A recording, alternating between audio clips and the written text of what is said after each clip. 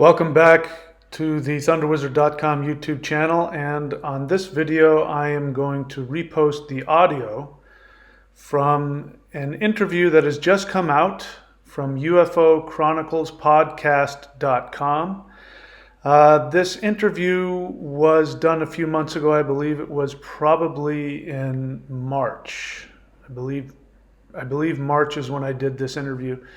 And so, of course, a lot of things have changed, but what's good about this particular interview is that a lot of the things that I shared about were still fresh in my mind, and things had not gotten as strange and intense as they have even in our media. So I was really able to just focus on the personal experience of what it's like to make first contact with extraterrestrial and higher dimensional beings. So you can go to ufochroniclespodcast.com /season 5 and then ufochroniclespodcast.com /EP237 Moon People. The links will be there, and of course the original video that I gave him to let him know what I was doing and what it was all about is also there, so you can take a look at that. So here we go. On an unidentified object over Liberty. Four calls on an unidentified flying object. Run down, take a look. All right, we'll check it out. Welcome to UFO Chronicles, a place where people share their experiences of the strange and unexplained. If you've had an encounter and would like to be on the show, you can email me at ufochronicles@gmail.com.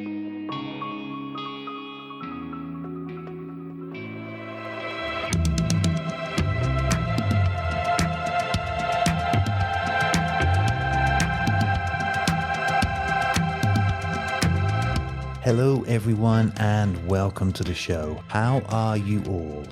I'm Nick Hunter and this is the UFO Chronicles podcast. Florida is our destination tonight to meet Michael, and Michael will be sharing his experiences of physical and telepathic contact with interdimensional extraterrestrials. Michael up next. If you enjoy listening to the podcast and would like to help support my work, there is a couple of ways to do this. Either you can join Patreon and become a patron of the show for as little as $5 a month, or you can donate via PayPal. And if you like, you can set up monthly reoccurring payments. All links to support the podcast are below in the show notes and on the website. Any help is extremely appreciated, and it helps the show to continue running. Now, on with the show.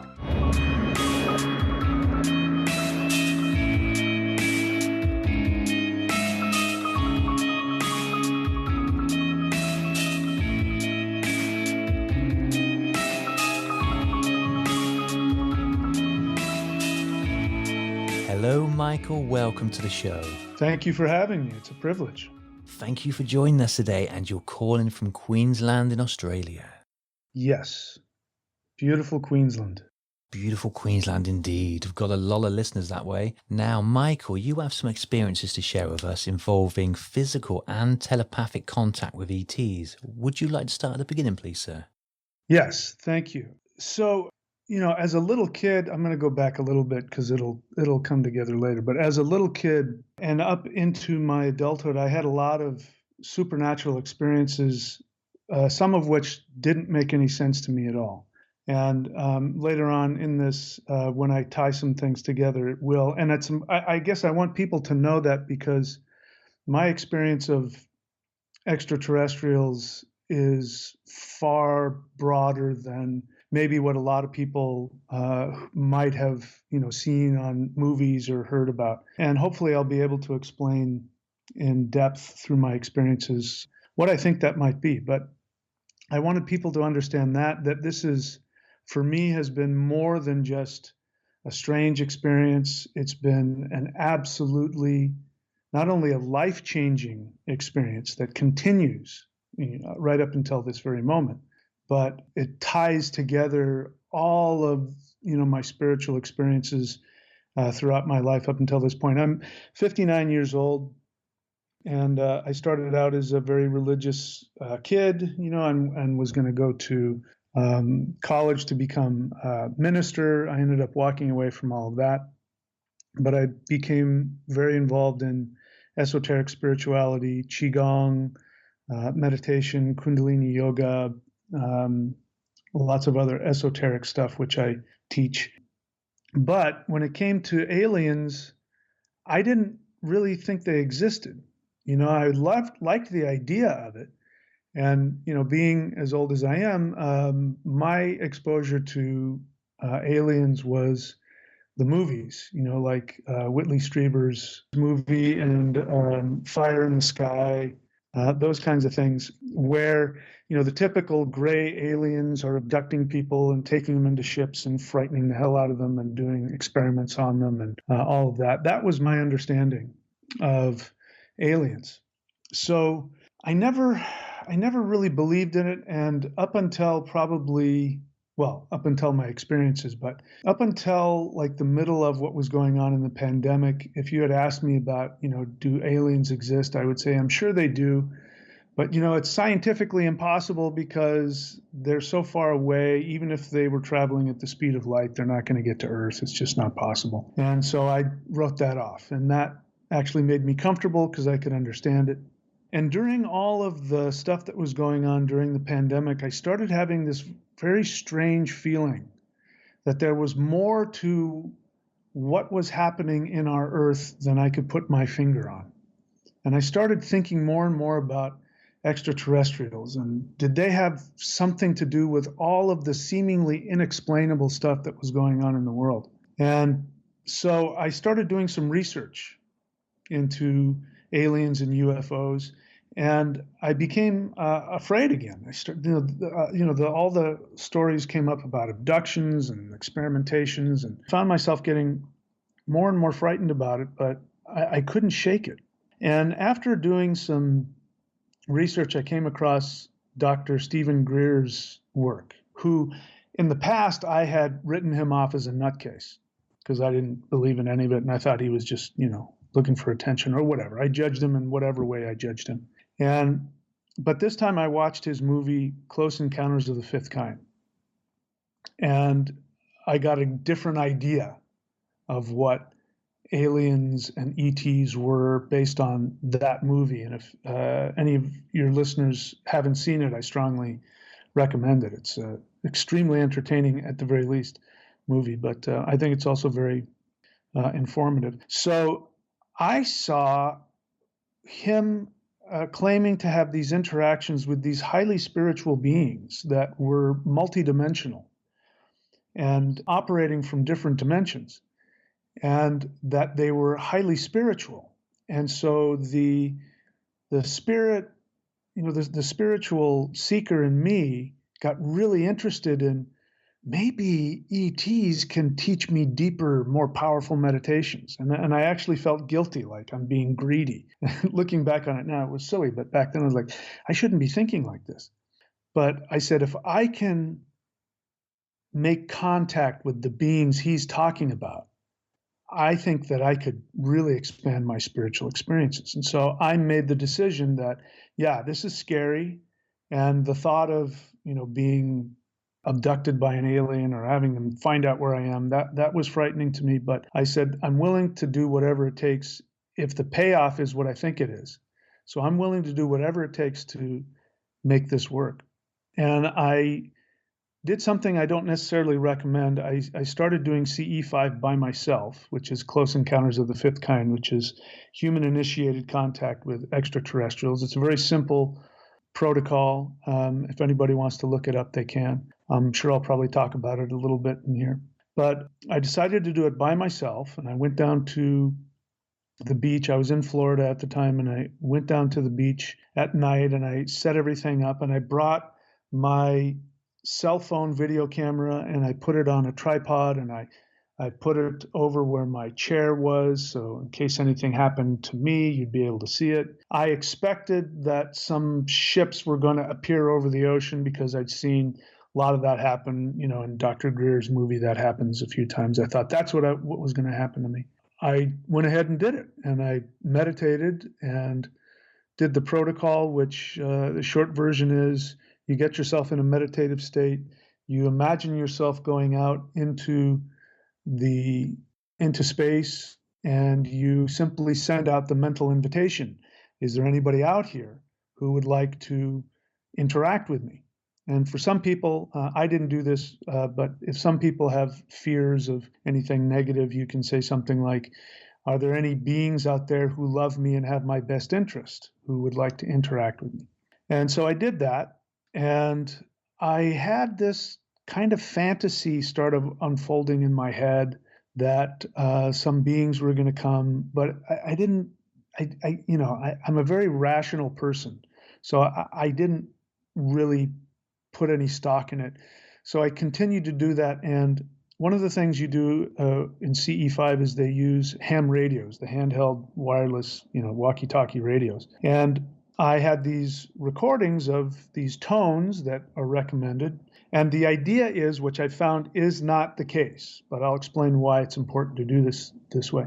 But the idea that you're given is that the aliens are flying around in their ships and they need to find out where you are. And so if you broadcast onto your radio some tones or something like that, then they can hone in on you and find you. So I was doing that. I was, playing the tones and broadcasting them through the handheld radio. And what you're waiting for is at some point, the ETs will take over your radio and make it do things that are impossible. It'll start making all kinds of noises that are impossible to make. So you wait around for that. So sure enough, after I'm meditating and I'm broadcasting it, sure enough, the radio makes this squawking sound and really frightened me because it didn't, it's just when it happens, it's, something unusual at the very least, but very likely, paranormal is happening. And so I said, is anybody there? And I didn't hear anything. But afterwards, when I went over the cell phone footage, by then it was so dark I couldn't see anything. You can only hear it. And if anybody wants to, they can. I'll talk about it at the end, where you can find the video. I have it on a YouTube video where people can look at. But on that, when I was playing it back, and the radio squawked, and then I said, "Are you here?" And I didn't hear anything, but on the audio, you can hear a voice, which sounds a lot like my voice, but a little deeper, say, yes. And then I said something about, I'm a little scared. I don't know what's going on. And I started gaslighting myself out of it, because it's really easy to do that. And probably because it made me feel safer. Started thinking, that was just a fluke. But then these lights appeared down the beach and doing really strange things and flying in strange formations, but they weren't way up in the sky. They were, at ground level. And it wasn't like there weren't other people on the beach. So it could have been somebody with flashlights, but if they were, they would have had to have been, floating in the air. And I don't know what. It would have been very, very difficult to make those kinds of designs that those lights were making. And then I sort of, I again gaslit myself out of it and said, I don't think that's anything. And I laid down on my beach chair and I was looking up at the sky again, hoping to see something. All the while this is going on, I should tell you, while all this is going on, I'm having these, what seem like little fantasies going on in my head. Even before the radio went off, as I was meditating, I had this feeling that there were these 3 people behind me to my left who were watching me meditate with great interest and seemed to really enjoy it. And all the while this is going on, and I'm wondering what's going on. I'm having this fantasy that I'm interacting with some intelligence, but it's happening within my own mind. And so, of course, I just, as anybody would, I pass it off as my imagination. And then as I again looked afterwards, I looked at the footage. You see a light that is, you can't tell by looking at it because it's completely dark. And I think some people thought I had it up in the sky and they think it's a UFO, but it's not. It's pointed directly over my body. And what you're seeing is this small light that's flying around over me, over my body as I'm lying there. Of course, I didn't see a thing. But looking at it, it's like, what the heck is that? And again, I said, I don't know what that is. I don't know what, what kind of insect would do that, glow like that. But I gaslit myself out of it. And I said, I just have to assume that nothing happened. But I was it had a pretty strong effect on me. So I went home and I spent a few days gaslighting myself out of it and feeling sad and saying, I really need to prove to myself whether this exists or not. So I went out a second time. And the second time did the same thing, and I meditated, and I had this experience that I went to this planet in my meditation with these people I called moon people. I don't know why I call them that, but it was this planet that seemed very bright. And the people on it, they were all short people. They were bald. They had very pale skin, and they all wore turtlenecks. It was really, I don't know what that was about. But they were extremely happy to see me, and they were very welcoming. And again, this is all sort of happening in my mind. It feels like I'm having this, fantasy, but I'm just letting it happen. And I say to them, hey, do you guys want to come and visit me? And they said, we would love to, but we can't this time. We can't reach you. You're too guarded. And so that was a little depressing, but again, I gaslit myself out of it and said, I'm just imagining it. And I packed everything up and I started going back to my car. And as I'm going back to my car, this armadillo comes out of the bushes and is like walking in front of me. Now, armadillos, they're blind, but he was like almost walking into my feet and I couldn't get away from him. So I'm stamping my feet to get this armadillo, to run away. So he finally runs away into the bushes, and I think to myself, I hope that little guy doesn't get run over. And I drive out of the parking lot, and sure enough, he jumps out in front of my car like he's trying to get run over. And, I flashed the lights and honked the horn, and he went back in the bushes. And I, again, said to myself, I hope that little guy doesn't get run over. And I had this feeling that there's a message in that. I didn't know what the heck that would be.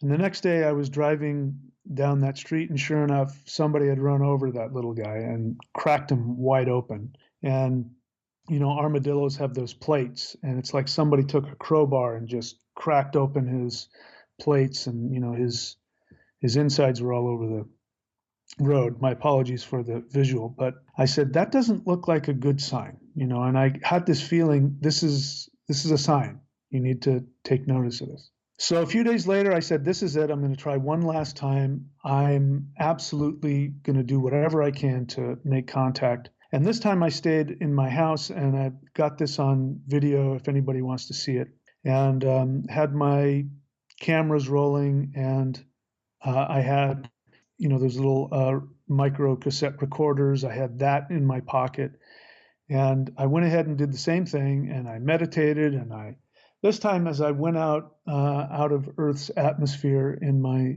meditation and said, is there anybody out there? This red orb comes shooting into my field of vision. There was one thing I forgot to say, which was that when I was talking to those moon people, and I said, do you want to come visit me? And they said, no, we can't. You're too guarded. We can't get to you. They said, we're going to have to bring in the big guns. We're going to have to find somebody that can crack you open. So I forgot to say that, but that was why the armadillo seemed so important to me at the time. In any case, by this time I had gaslit myself out of all of that, and I'm having this nice little fantasy in my head the third time I'm doing this, and this giant red orb comes flying at me out in space. And so I say, can I come aboard? And they say, yes. And so I imagine my energy body going inside this red orb, and I see what looks to be, and again, I want to be clear about this. I don't have really clear visuals when I'm meditating. I'm sort of like Braille, I'm like sort of feeling my way around, and I'll see dimly, so it wasn't that big of an experience, but I could have swore that I was seeing these what looked like 7-foot tall mantis beings, all crowded around over me. And that was kind of a shock. But he said, I'm your brother. He said he was my brother. I didn't know what that meant. And I said, would you like to come and interact with me where I live on Earth? And he said, yes. And I said, great, follow me. And in my mind, I imagined that I was shooting through space, flying back to Earth. And I imagined, coming back to my home. Again, it's really important. This vectoring process is extremely important, not because I've come to find out that extraterrestrials need it. It's important for humans, and I'll explain why that is. But it's actually absolutely essential that humans go through this process and be very clear about it. And I'll explain why in a little bit. So I'm vectoring them back to my home, and I imagine myself coming back down through the atmosphere. I give them the address, everything where they can find me, and I come back into my body, and then I wait. I do the same thing that I did, the first couple times is I wait and I meditate and I invite them, and I imagine myself after a few minutes, I went back up into orbit and I said, are you guys there? And I got this message, yes, we're on our way. And they were extremely excited. And I'm like, oh, that sounds great.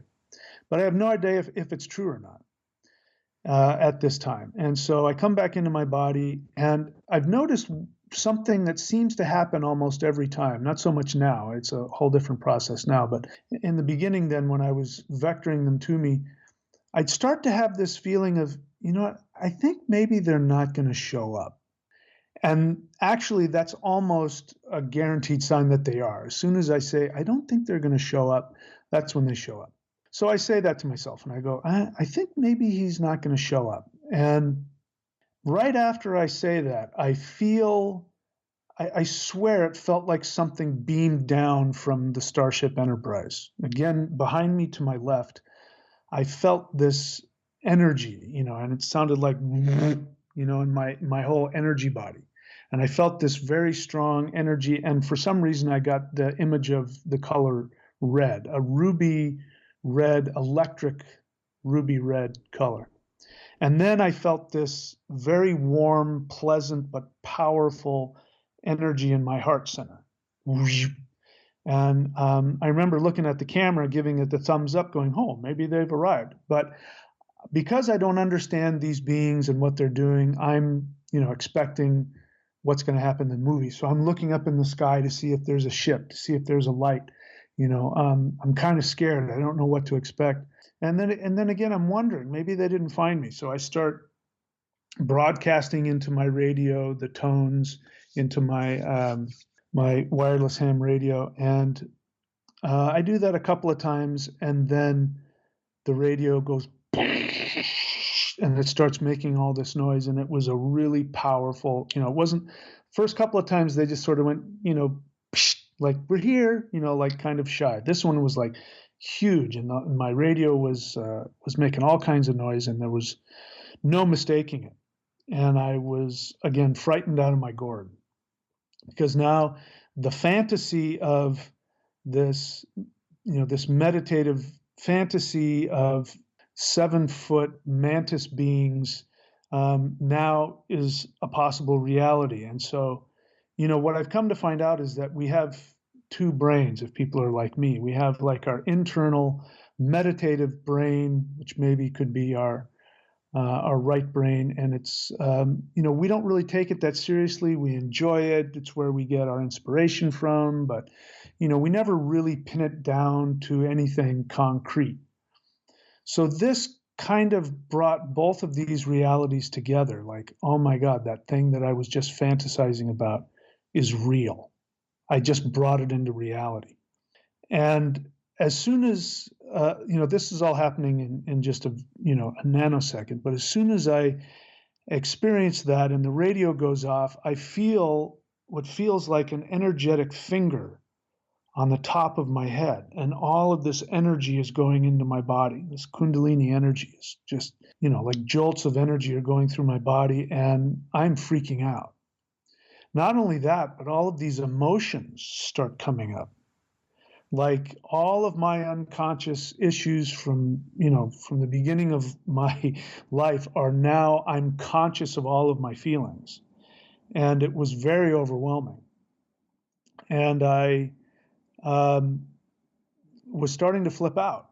And I get this idea in my head. I think it's me. I get this thought in my head that says, let's go outside. You'll be more comfortable.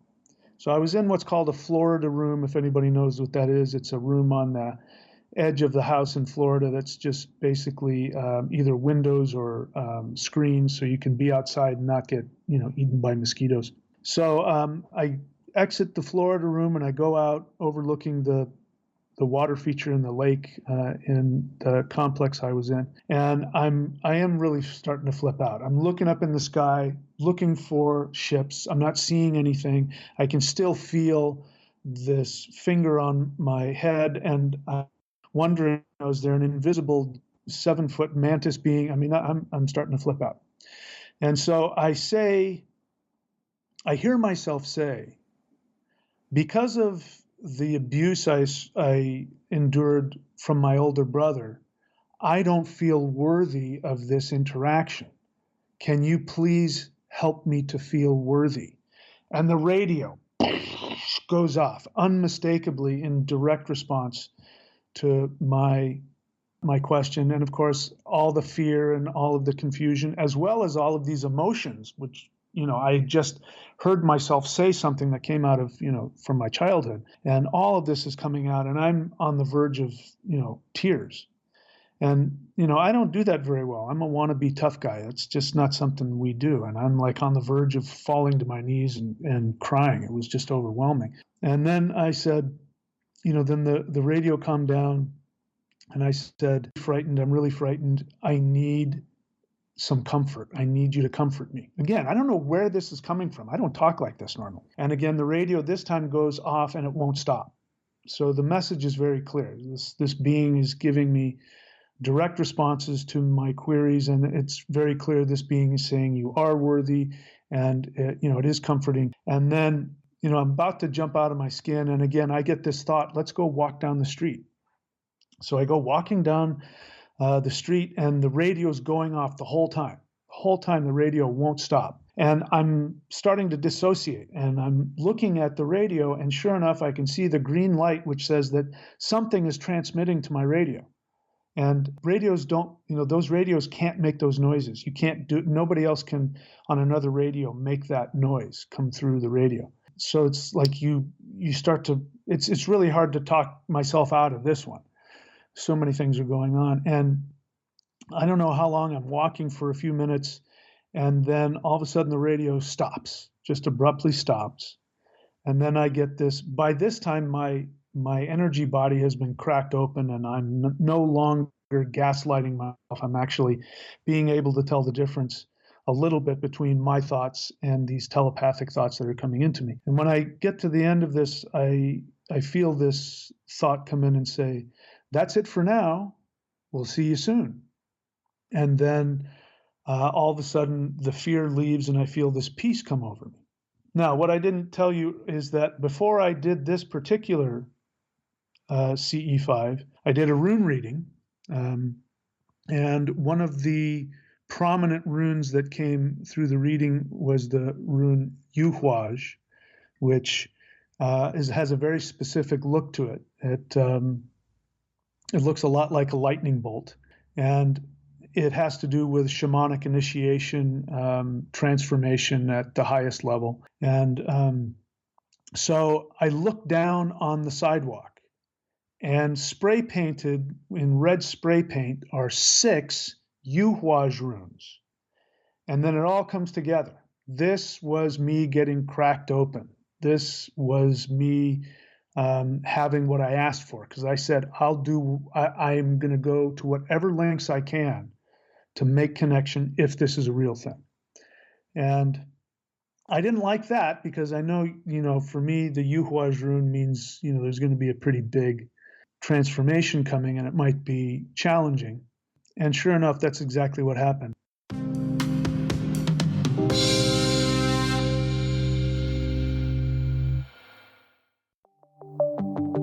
Introducing the High Strangeness Coffee Blend by Redacted Coffee Company, a medium roast of the Brazilian kind.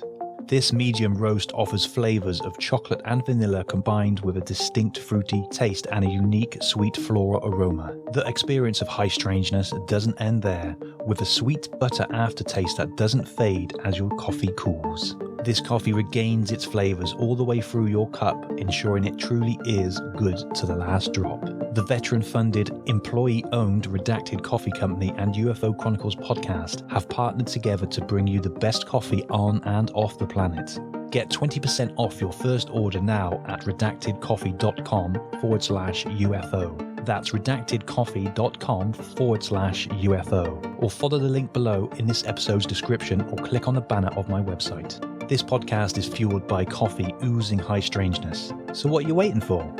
Wake up to the strange.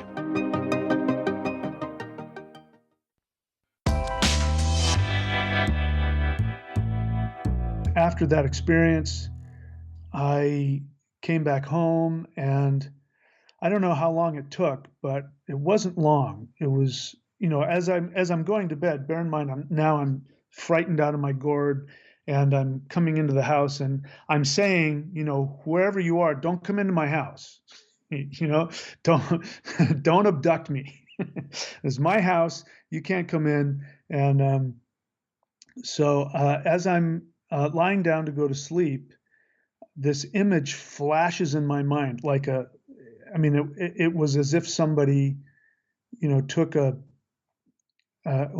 slide projector and just in my mind put this very clear picture of that red orb, this lightning ruby red orb, but it was just sitting outside of my bedroom window.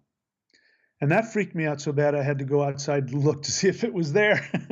It wasn't, but that message was very clear. It was that being was saying, I'm going to be here with you for a while, which he definitely was. He's only left me recently, and that was about a month ago. He left, and he stopped being my guide, and some other beings came and took his place. And maybe I'll talk about that later as we get to that. I don't know how long it was after that first experience, but I was pretty freaked out. But then what started happening was that these beings would show up in my room.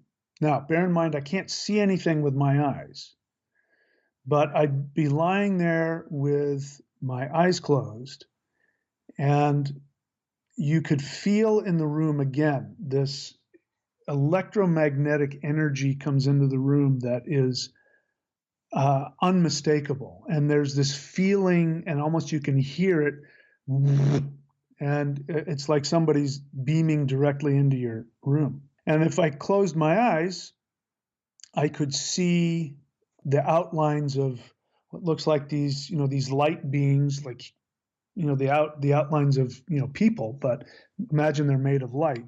And they would be in my room or walking around. And so many things happened. I haven't been able to chronicle all of them. I have written 2 books, and I've written down a lot of them.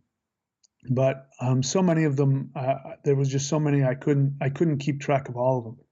And I'll try and focus on some of the most important ones. But the first thing that started happening was these beings, you're in the presence of a true extraterrestrial light being. And I'll explain that in a second too. Because they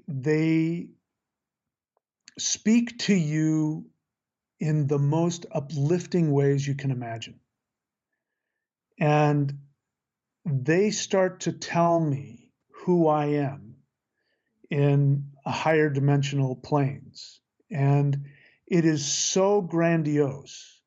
I mean, there's a lot of things I haven't even publicly said because they're just so unbelievable. But they're so positive and so grandiose that, and again, when they speak to you, it's not like they're just talking in words, but there's energy, and there are concepts that are being downloaded all at the same time. And so I'm getting these downloads that are, destroying any negativity I have within me, like completely obliterating it. And not only that, not just saying, hey, we love you, you're a great guy, but telling me I'm, this amazing creature in a higher dimensional existence, and here's what you're here to do, and telling me all these things about my purpose on this world.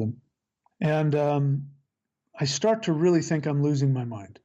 Because what happens right after that, you feel it, and it's like a shock to the body. The energy that follows these communications, for me anyway, it's like being hooked up to, and I'll try to explain the energy. It feels like an electric charge, but it's not electricity. It feels like magnetic, but it's not magnetic. And it feels like, for me, it centers in my heart, and it feels like a pressure. At first, I thought I was maybe having a heart attack. I thought maybe I was having some kind of a, nervous breakdown. And I got used to understanding that this is not an energy coming from the third dimension. This is coming from a higher dimension. And once I understood that, it became a lot easier to understand. But then you start realizing that there is a being that exists on a higher dimension that is interacting with you. So to help understand this, there's some great videos on YouTube by physicists, and one is from the 70s. Again, I'm forgetting the guy's name. When I start talking like this, I start getting loopy. So Carl Sagan. So Carl Sagan in the 70s made a video that he called Flatland. At some point, he started talking about Flatland, and he said, here's what would happen if you, as a three-dimensional being, were to communicate with a two-dimensional being in Flatland. So in Flatland, there's no such thing as up or down. There's just forward and backwards and left and right. And so you happen to see these beings in Flatland, and they think that they all have their little Flatland houses, and they're completely by themselves. But you, being in the third dimension, you can rise above and look down into everybody's house and see what everybody's doing. And so you decide to talk to one of these Flatland beings, and you say, hello, two-dimensional being. Now, the two-dimensional being, they don't hear an audible hello, greetings. What happens to them is that the greetings that you give them actually explodes from within them. And this is a very distressing experience for them, and they think they're losing their mind. And when I heard that, that helped me so much, because that's exactly what I experienced. I would feel this power that I could not explain, that was visceral, and at the same time, when it happened, my 3D brain would, start to, file not found. It wouldn't really know what to do with it. And then what would happen is a thought would explode within my mind, and it would be in my own voice, but it would be telling me something I've never thought of, or in ways I'd never thought of. It would be my way of speaking, my vocabulary mostly. But it wasn't me at the same time. And so when you have that experience, you really do start to think you're crazy. At least I did. And so what would happen in these first experiences, I would have this undeniable experience. And then I would, as soon as it was over, my 3D mind would jump in and would say, I don't think that really happened. And so I'd start to say, I think I just imagined that. And then over the next, sometimes few hours, it might only take a few hours, I would start to have this experience of being shifted and changed in ways I couldn't put my fingers on. And then I start to realize something's going on beyond my comprehension, and this is real. And then you not only feel crazy, but you feel all alone, because you're like, who's going to understand this? Nobody's going to understand this. So I'll go a little bit forward, because I could, there were so many experiences. Basically, it went on day and night. They would show up during the day, wherever I was, and I could hear them and feel them, even though I might be sitting down watching television or sitting in front of my computer, and I would be in these downloads, and they would be communicating with me. And at night, they would show up at all hours of the night, and I'd have dreams, and I'd be traveling to distant places, and they'd be doing energy work on me, and what I saw in my mind was like this blue electric energy being put into my body, and it's blissful and amazing, and at the same time, I'm also flipping out and thinking I'm losing my mind. It was quite wonderful and extremely traumatic all at the same time.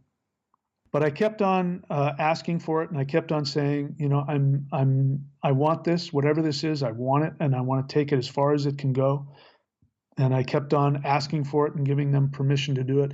I want to be clear about that, because if somebody's listening and they're afraid, understand the kind of person that I am, that this is the kind of stuff that I live for. So even though I'm telling you the truth, that I felt like I was losing my mind and I back and forth from being traumatized, this is the kind of stuff that I enjoy. And these beings will never do anything to violate your boundaries. They will never do anything that you do not want to experience. And everything they do share with you is only focused on your empowerment. That's extremely important. So it's not like they're, sociopathically doing things to me, even though it might have been beyond my, personal understanding or beyond where I've been before. Everything was extremely empowering for me.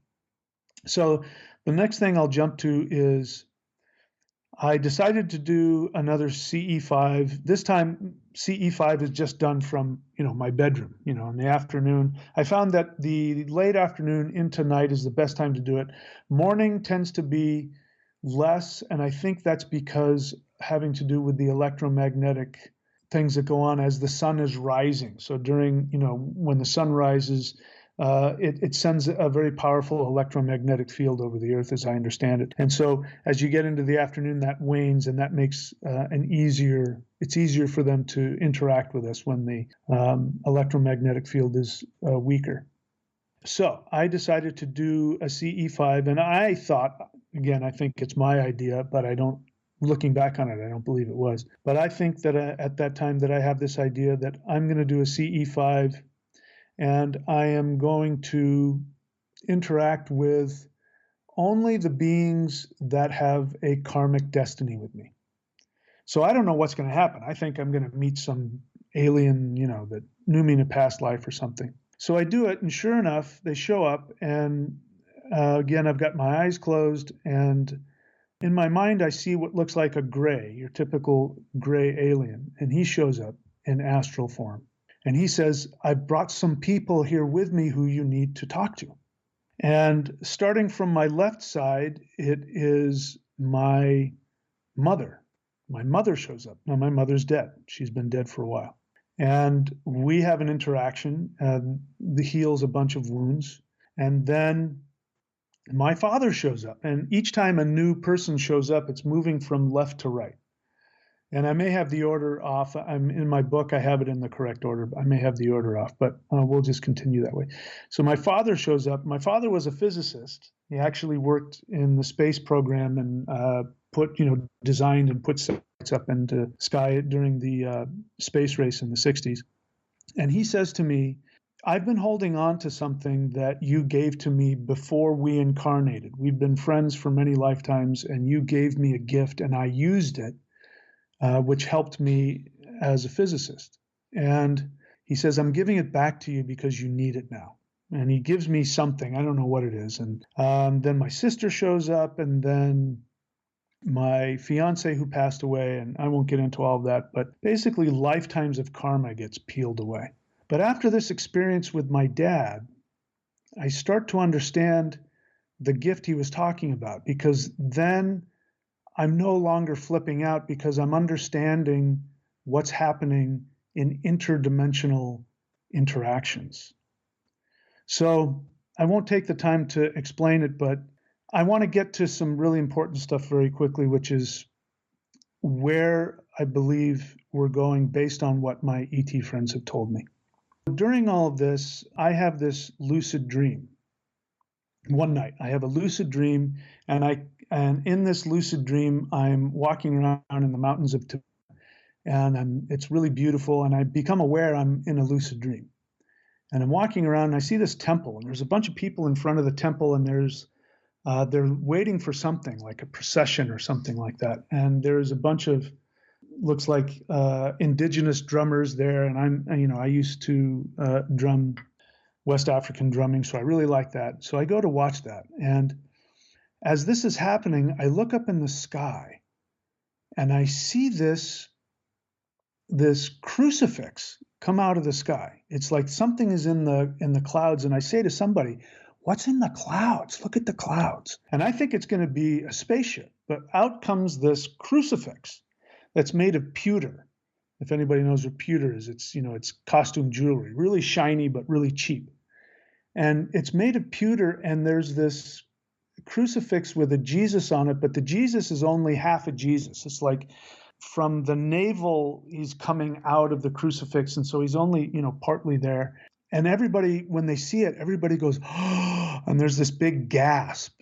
And then I think to myself, oh, the Christians were right. It's the second coming of Jesus. I was disappointed because I'm not a Christian anymore. And then all of a sudden, the Jesus opens his eyes, and in shock, he looks up in the sky above him, and he sees something that absolutely frightens him.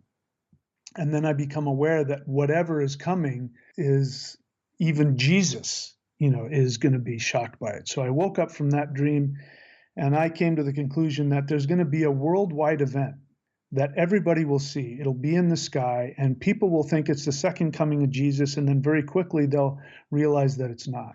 So I go on to my YouTube channel, and I'm telling people about this, and I have a live stream, and I say, I don't know, I've never heard anything about this. I wonder what it is.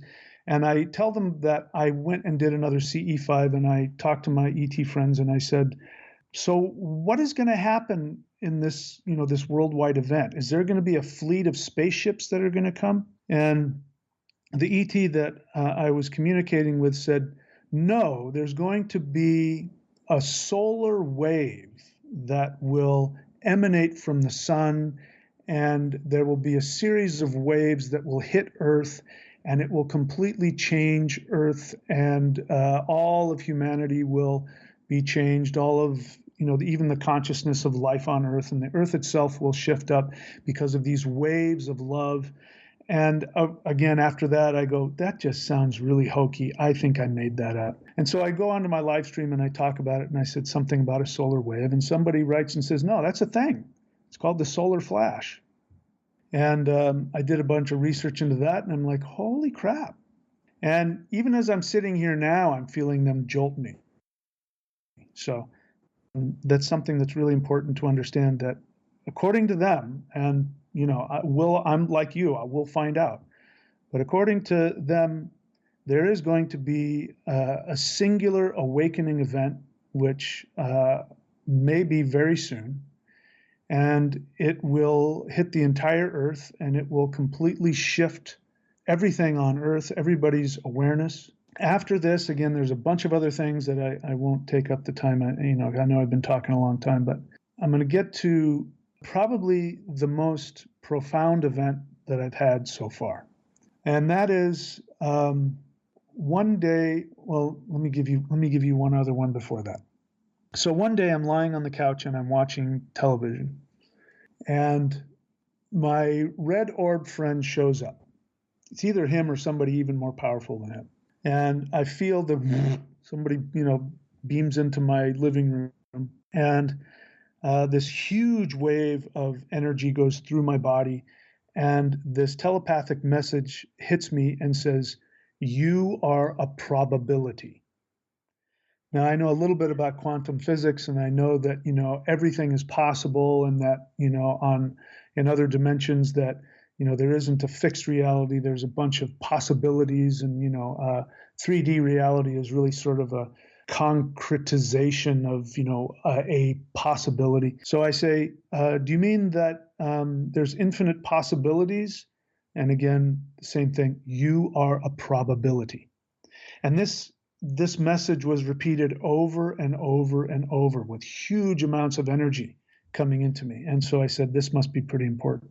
And I kept on meditating about it. And after meditating and researching and more communication, I'm going to give to you what I think the message was. And again, I'm getting a jolt telling me this is important. That it's really important that we understand that this 3D reality we experience is merely a memory. So our 3D brains really are just chronometers that record events, and then they play it back to us. But it's played back to us a nanosecond after it really happens. But we think it's real. And time, we live in the third dimension, which is in the fourth dimension of time. So we're really the third, fourth dimension. Space-time is what we are. And what ends up happening is that each nanosecond is a probability that exists in a higher dimension. We bring it into reality with however you want to look at it, our intentions, our thoughts, however you want to look at it. And they stack up in front of each other like slices of bread or like slides in a slide projector. And when you look at them like, a flip book, it looks like things are moving forward and that it's one timeline going in one direction. And so we think we have one life, and that one life is being played out in this one past to future time event. And what this being was saying is that that is not how it works. That in the fifth dimension, just to give you an example, and this is coming from physics. And it turns out, according to my ET friends, to be true, that in the fifth dimension, any being living in the fifth dimension does not live in linear time. So to live in the fifth dimension means that you can be in as many points in time as you want. Infinite number of points in time. You can be back when you were born. You can be at the end of the universe. You can be 10 years from now. You can be 5 years from now. You can be in as many different time locations as you want. You can also be in as many physical locations as you want at one time. Not only that, but you can be in alternate timelines. And within each of those timelines, you can be in as many spaces in time and as many physical places you want to be. So this is what it's like to be a fifth dimensional being. And that's because they don't live in a concrete reality like we do. They live in probabilities. So they can jump from one probability to another, and they can be doing multiple things at one time. We can't. We can only experience one probability moment, one after another. And so what he was saying to me was that your reality is not fixed. You actually are deciding every single moment from your consciousness, which is in the fifth dimension. Just to help understand this a little bit more, there have been numerous experiments where you hook up people with electrodes in their brain and you try and find out where in the brain makes decisions. Pick up a pencil. And every time they do it, what they find out is that the person will pick up the pencil, for example, and the brain will then spark after they've picked up the pencil. So the assumption was that the brain makes the decision and that the decision would be slightly before the action. And they're finding that the opposite is true, that the decision is being made outside of the brain and the brain merely records it and plays it back to us. So what my friend was saying is that your consciousness is in the dimension, but in the third dimension, you identify with whatever your story is. So if your story is that you're a homeless alcoholic, you will, in the fifth dimension, create that reality and live it out. If you decide to change that story, which is why when a real ET comes to you, he will tell you or she will tell you how amazing and wonderful and powerful you are, because they're trying to give you the opportunity to completely shift your reality by changing your probabilities. And so who you are, my name is Michael Denny. I'm 59 years old. I'm right now on a tourist visa in Queensland, Australia. I went surfing yesterday. My parents this, my dad that. That is a probability story that I replay. And because I keep replaying it, I keep creating it, unless I decide to change it. And that can only come through spiritual power. And this is why meditators have always been able to change their reality. This is why you hear about, anybody who does any kind of spiritual practice, that there are people who have this ability to completely change their reality. It's because they're able to tap into that probability zone in the fifth dimension, and they're able to drop their attachment to who they think they are, which is why I thought I was losing my mind, which is why it was so traumatic to me, because I was attached to, and I still am to some degree, what I believe reality is. And so that is their message. But when this awakening event comes, what's going to happen is that all humans will be given a much greater opportunity to tap into that fifth dimensional probability state. It is my belief that, I don't know how long it'll take, but banks are going to become a thing of the past. Governments are going to become a thing of the past. Of course, warfare, all of that. We will be able to, I think everybody will be able to have the kind of experience that I have now since this. I'm in constant energetic and telepathic communication with these beings. I can summon them, anytime. And I told you earlier that it was very important in the beginning that people do this protocol of vectoring, because the reason for that is because your 3D mind can't comprehend what is really going on. And when you go through the vectoring process, you are giving implicit permission for these higher dimensional beings to contact you. And going into it, it's going to be trippy at the very least. And so you won't, if you are frightened, which there's no need to be, but if you are, at least you will have an understanding. But if you don't do that and they show up, it will be so shocking. It will be so strange and bizarre and frightening that it does more damage than good. And so for the first time in human history, the beings that we've always thought were angels, elves, fairies, gods, ancestors, higher selves, these are actually souls, just like you and I, who have incarnated in a higher dimension. Most likely they've incarnated in a body that functions better in higher dimensions, which means they may have come from a different planet. But because they live in the fifth dimension, and because they have been human, and you very likely have been an ET in another life, whoever you are, because of that, they know you, and they know you better than you know yourself. Because of that, they have the ability to be with you from the moment of your birth to the moment of your death, which is why they can bring to me, deceased ancestors, family members. This is why a guardian angel is with you all the time. It's not that there's a 3D spirit guardian angel that's got nothing better to do but follow you around. No, it's a higher dimensional being that's living multiple lives and multiple existences, and you are one of them. But they can be completely connected to you. They hear all of your thoughts. So if you think that, that you have these private thoughts, you don't. The whole universe is aware of them, just as if you would be aware of watching what was going on in a 2D, a two-dimensional person's house. They're aware of all of your feelings. They can see all of the possible futures for you, which is why when you ask your higher self for intuition, you always end up getting good advice, which takes you down a good path, because they're looking at all the paths that you can be in. They're in those paths with you in all the other dimensions. And so my hope is that people will expand their understanding of these beings.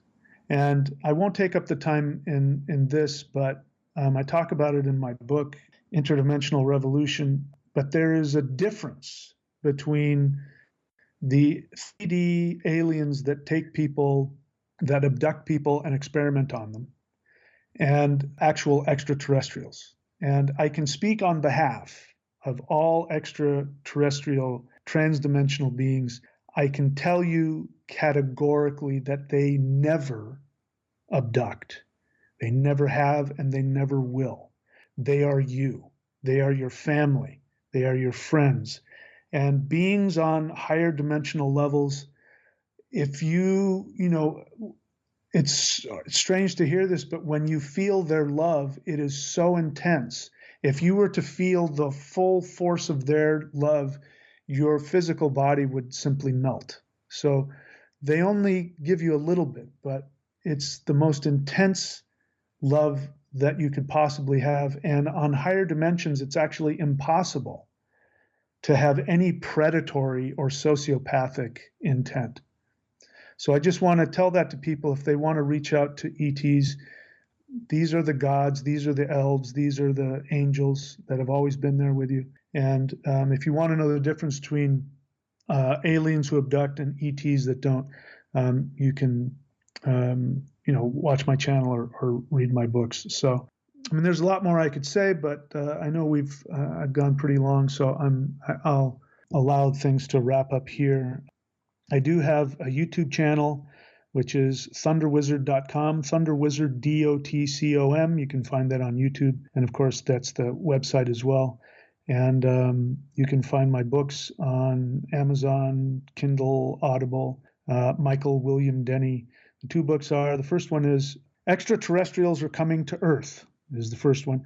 And the second one is Interdimensional Revolution by Michael William Denny. So with that, I think I'll go ahead and wrap it up. Like I said, there's a lot more I can say, but I think that's plenty for now. I hope that is something that will be enlightening and empowering to everybody who listens to this. Wonderful, Michael. It's a lot to unwrap. To our listeners, if you want to check out Michael's YouTube channel, and I will put all the links down below in the show notes and also on the website that will accompany this episode, so you can go check it out. You know, Michael, the fifth dimension for a start, I mean, it's a very difficult thing to comprehend, isn't it? It's a bit like when you think about how vast the universe is, that alone is just mind blowing. But then when you think about the fifth dimension and so many possibilities, and to be honest, I think my wife would like me to be a fifth dimensional being, to be everywhere at once. But I have problems processing just one timeline, one bit of information at one time. Yeah, it is. And I didn't get into it, but they took me into understandings of up to the ninth dimension. And, it gets pretty trippy once you get to that. But again, like you said, it's enough. What I just said is enough to unpack in the beginning. So I didn't get into that. But, the great thing is that we live in the universe that all little kids wish were true. And it turns out we were right. Little kids, the way they imagine the universe filled with light and love and magic, and it all turns out to be true, and that's it's a very positive message, and it's very empowering for me anyway. Yeah, I agree. The old childhood stories that we used to hear of magic and wonder, that is out there. It does get overshadowed with, eventually becoming an adult and all that kind of stuff and restrictions that we're given in life, but that magic and that wonder is out there. Yeah, and if we can just allow ourselves to go back to that mindset, that's lots of little kids have imaginary friends, quote unquote, and then we talk them out of that, and I wonder how many of them were actually beings and how many of them were just imaginary friends. I'm sure there are kids that just imagined and played, and then it might have been kids who actually had connections to things that we're just now starting to see again for the first time in a long time. Yeah, I've said this on past episodes. I'd say, if you have children which are hearing things or speaking to things, listen to them. Don't just discount what they say. They could actually be talking about something which is not necessarily just real for them. Right. That's, again, I won't get into it, but there was a whole slew of things that happened when I was a kid that didn't make sense that now make total sense. And, an experience I had with Sasquatch once, which that was the two most frightening experience, was my Sasquatch experience and the first time I met the Mantis being. Those were the two most frightening, but the two most enlightening experiences of my life. And if I were a little kid, certainly somebody would pat me on the head and say, "Oh, that's so cute." But it's a whole different experience when you happen to be a full-grown adult and you start having those experiences. But, I think had it not been that I'd been conditioned to be frightened of those experiences, I don't think I would have been. So I agree with you. We can learn a lot from them because they're just coming back from there. They're just visiting the 3D, but they just came from 5D. So they have a little more, remembrance than we do. And one thing, a lot of my listeners guests share is that, they have these accounts from when they were children of things, and it could be goblin-like creatures, beings appearing around doorways, and then when they wake their parents up to tell them, something has happened in my room, parent then says, "You just had a nightmare. Go back to sleep, go back to sleep." Big proportion of my guests have had these experiences in very early childhood. Yeah, I didn't bring it up in this, but there was a period of time when I was an exorcist. So I also know that those things exist. Lower dimensional beings also exist. Ghosts exist, and kids can see and experience those. I can remember as a kid having those experiences and running into my parents' room and having my dad chuckle at me and turn around and go back to sleep and all of that. And our ancestors, if we go back far enough, our ancestors knew how to deal with that. And it was a part of life. And I think children were a lot more well-rounded because of that. And just from a psychological perspective, being allowed to have all of your fears and your negative feelings and not being gaslit out of them, which is what, we've done in our, at least, when I was a kid, that's what you did. But yeah, I agree with you. This solar flash, if this does happen, which is something which has been talked about for a while now, and it could have different names. I think it probably could come under the guise of the rapture, which everyone knows, and people believe that it's, their physical bodies will be rising up when, to be honest, it's more likely more of a conscious change. I was planning on getting into it, but as you can tell, my brain races and I sometimes have a hard time staying on one subject because so many things come to my mind. But what I didn't say was that my ET friends came to me one day after giving me this dream and after me searching this. And one of the things that I've learned with the telepathic communication is, their communication is coming from a higher dimension. It gets to my 3D brain, and my 3D brain will translate it into 3D modern American English. So what I started getting this message was, we're coming for you first. We're coming for you tomorrow. I thought they were going to show up in spaceships and take me in a spaceship. And, they were saying, we're taking you to the solar wave. We're coming for you tomorrow. You're going first. So I thought, oh, crap, it's coming at the end of the week. And I was telling people, watch, at the end of the week, it's going to happen. What ended up happening, now in hindsight, I know what they meant. But what ended up happening was that they sure enough showed up. And there was just this huge amount of energy that was flowing through me. I mean, it was like I was on mushrooms or something. I was really, really, really stoned on some kind of crazy energy. And I went down to the beach and I started seeing the ocean had a different hue to it. The sand had consciousness. The plants had consciousness, the birds, dogs, people walking by, I could feel their souls. I had nothing but love for everything, and I was connected to everything. And that lasted for, it felt like, 4 or 5 hours. And then I slowly came down. And I realized afterwards that what they were saying was, we're going to show you what it's going to be like. We're going to show you first or beforehand, whatever. Again, I only know from that experience, but I also had the ability to temper it. Like if I chose to pull myself back down to a more, mundane level, I could. But then if I chose to decide to let it go up, it would expand. I really had control over the volume of it. So if that's true, then I think there's going to be a lot of people who will be sort of like, I don't know what is going on. And then there are going to be people who are going to be like totally getting it. I think the kids are going to be, totally on top of it. And I think that people will have the ability to decide to allow it to happen and sort of turn the volume up. But if my experience is anything like what's coming, and I don't know if it's going to be the same or who knows what it was, I can't imagine, like I said, this is why, banks are going to go away.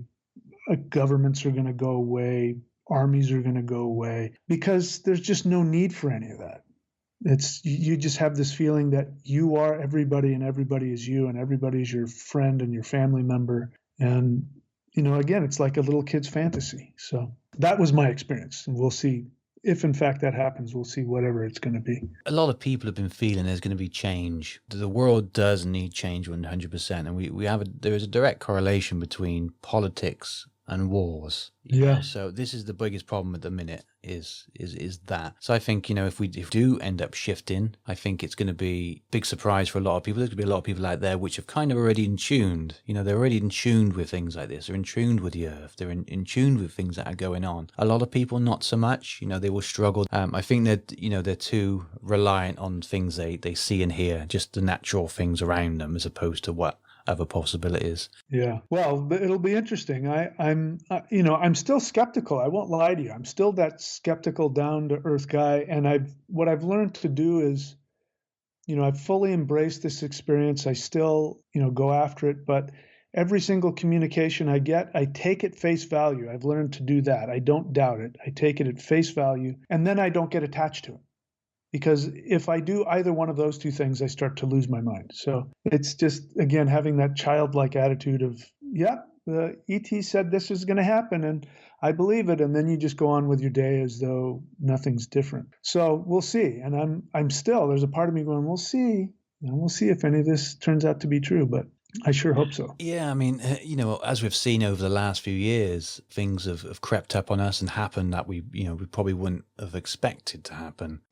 But, we will see. And something is on the way like that, then maybe prepare yourself. I know we were hit by I think it must have been a solar storm a couple of days ago, because we had the Aurora Borealis quite far down in the UK. I think as far as Oxford it came down. Wow. It was spotted in Scotland and then Northern Ireland, and then people in Oxford were taking pictures. So wow, it's not, that's amazing. Yeah, it's not often that we get the Northern Lights this far down in the south. Well, I'm sure you've heard of this, but the electromagnetic field of the Earth has been shifting a lot and is a lot weaker than it has been. And my ET friends have said unequivocally that that's one of the reasons people are having stronger connections with the supernatural, including higher dimensions. But I find that really interesting that the Northern Lights are making its way all the way down to England. That's pretty amazing. Interesting times. Hopefully the most interesting human beings I've ever experienced, I think. But certainly in my lifetime, the most interesting times we've ever had, for sure. Yeah, it certainly is. Most interesting times indeed. Yeah, I completely agree with you there. We will see. I do really want to get this message out to as many people as I can. So I'm really honored and really happy to have been, that you allowed me to come on to your show. I appreciate it.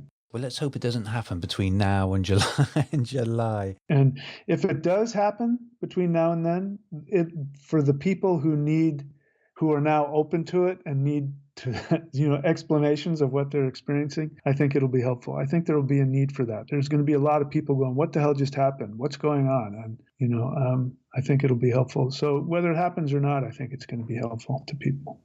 I think sometimes people need a little bit of help to understand what's going on sometimes, because there's certainly a lot of blind, lost souls out there, just reaching, searching with their hands. Yeah, and there's a lot of people, who are comfortable and happy with the 3D rat race, and when that changes, they're going to have to figure out a whole new way to live. So I think there's going to be a lot of people helping everybody out.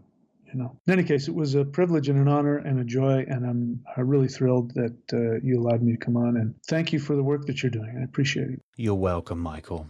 Michael, I really appreciate you coming on and sharing that for our listeners. My privilege. Thank you. Take care, Michael. Keep in contact, and I will speak to you soon. Okay, you too. Thank you, Michael. Bye-bye. Bye-bye. That is all for this week. Keep updated and connected with this show on Twitter, Facebook, and Instagram. And if you have an encounter that you'd like to share on the podcast, you can email me at ufochronicles@gmail.com, or you can reach out to me via the contact page on my website at ufochroniclespodcast.com. A big thank you to Michael for sharing tonight, and thank you all for listening. I will be back next week. Till then, stay safe and keep watching the skies. Goodbye.